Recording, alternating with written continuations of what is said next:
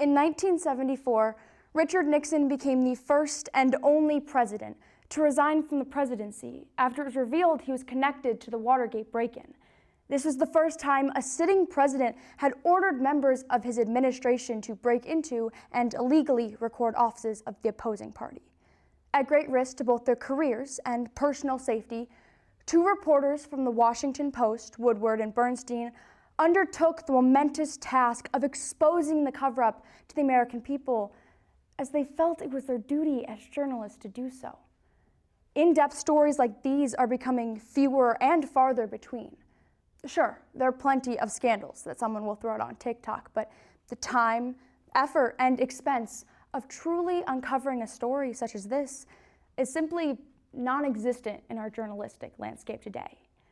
With newspapers failing, unbiased reporting being replaced for sensationalistic conspiracy theories, and the constant cry of fake news, true journalism is at a perilous crossroads. Journalism in the modern world is under attack because of politics, economics, and the sheer laziness of the common citizen. Our journalistic institutions are crumbling beneath our feet and threatening to erode the very foundation of our democracy. If we have any hope of recovering what we have lost, we need to restore American journalism to the standard of a bygone era. So today, let's report on the dismantling of American journalism by first digging into the scope of the story, then exposing the underlying causes, before finally enlightening us with some solutions that can help the uniquely American institution of a free press become all it was meant to be. To fully understand the current state of journalism, we must first understand where we came from. America stood out for many reasons when it first began, but specifically the First Amendment. The American Civil Liberties Union states that the First Amendment, or citizens' freedom of speech, is to hold the government accountable to the people. Free media allows citizens to investigate and report on any government wrongdoings. As U.S. Supreme Court Justice Hugo Black said in the New York Times Company versus United States case, the press is to serve the governed, not the governors. This statement and the entire concept of the First Amendment is under attack. As stated in the World Press Freedom Index, during Donald Trump's second term as president, there has been a significant decline in press freedom. The World Press Freedom Index is a ranking done by Reporters Without Boundaries of 180 countries and the freedom of journalists, using factors such as politics, economics, socioculture, and the safety of journalists. Another significant event during Trump's second term is the loss of funding for the U.S. Agency for Global Media, which is meant to distribute resources to vital international media organizations and outlets worldwide. But how does this affect those consuming the media? William Hudson from the Department of Journalism and Mass Communication at Texas State University says in his book, Fake News and the Erosion of Public Trust in Journalism, that those consuming the news feel skeptical of reputable sources. This is dangerous because we live in a democratic society where an informed citizen is the most valuable. An NPR survey found that 64% of Americans believe that U.S. democracy is endangered, but yet citizens feel too overwhelmed or confused to vote.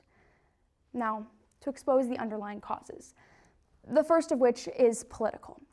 A Bridgewater State University study points out biased reporting on both sides of the aisle. If you watch mostly Fox News or Newsmax, you would have seen commenters like Sean Hannity and Laura Ingraham deny Biden's victory in the 2020 election, as opposed to if you watch MSNBC, where you would have seen Rachel Maddow and Lawrence O'Donnell attack President Trump and call him a fascist and a threat to American democracy. Most people's political standpoints comes from the media they consume, which is crafted for the consumers. Bridgewater also mentioned the poll where they tracked America's trust in media. And only 32% of people had a great deal of confidence that their consumed news is entirely trustworthy, whereas a whopping 39% said they do not trust the media at all. Going hand in hand with politics, economics is another major cause of this problem. In 2024, The Conversation published an article explaining supply and demand side factors as another explanation. Demand-driven bias is when news caters to what audiences want, and supply-driven bias is when owners impose their views. And media business owners, always concerned with their bottom line, tend to focus on national politics at the expense of local politics. Quite simply, local issues are more expensive to produce. You need a personal camera crew, editor, and reporter, whereas national stories can be recorded once and sent out to all the outlets, and in most cases, big news corporations. In 2025, Chicago Business Review found that when Sinclair Broadcast would acquire a station, the time used for local issues decreased 10%. This allows places like Sinclair to be more cost-effective. After all, the truth can be rather expensive. And finally, the issue with those who consume the media. With all these biases in media, it's hard to stay properly informed. In 2024, Boston University published an article surveying people about media literacy. And 72% agree that media literacy is a skill necessary for detecting intentionally misleading or inaccurate information. But for many, it's unknown how to improve this skill. The article again found that only 42% of people know how to find online sources for improvement. This limits the amount of people who are properly informed when it comes to voting or other big decisions. Now that we've talked about journalism and what's behind the decline, what can we do to help? For starters, we need to understand that money won't entirely solve our problem, but it will help. We need to help our local news outlets out financially by paying for subscriptions instead of insisting everything we read must be free. Doing so can help ease the financial burden on these outlets and thereby make them less likely to fall under the thumb of corporate overlords like Sinclair. On a governmental level, we need to demand transparency with the American people and insist that the freedom of press is respected. And when it comes time to vote, keep a close eye on which candidates use the press as a means of transparency with the American people and which ones view them as a nuisance to be avoided at all costs.